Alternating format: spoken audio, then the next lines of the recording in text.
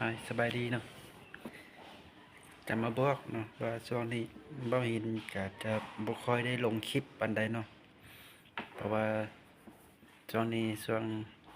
เมียกำลังมีลูกน้อยเนาะและตอนนี้เพิ่นก็กำลังจะเกิดแล้วเนาะเพราะว่าได้ผ่าตัดเนาะได้ผ่าตัดลูกออกมาบ่ได้เกิดธรรมชาติฉะนั้น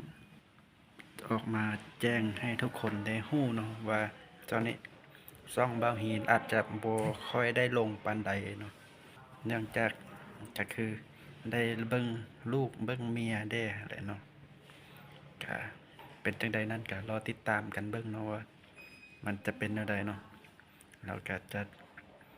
ลงสตอรี่เนาะลงสตอรี่เป็นคลิปสั้นบ่เนาะก็จะอัปเดตไปเรื่อยๆเนาะว่าแต่ละมื้อก็เห็น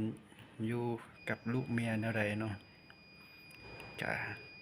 มีแต่เท่านี้แหละเนาะแล้วฝากเป็นกำลังใจให้เบาฮีนด้วยเนาะ ตอนนี้นะเวลา2 โมงที่28เดือนเก้าตอนนี้ลูกออกมาเนาะก็จะบ่ได้ถ่ายหน้าลูกให้เบิ่งเนาะบ่ได้ถ่ายให้หน้าลูกให้เบิ่งเพราะว่าจะเอาไว้ก่อนนะว่ายังน้อยอยู่เนาะถ้าเบิ่งประมาณ2-3 เดือนหมดแล้วจึง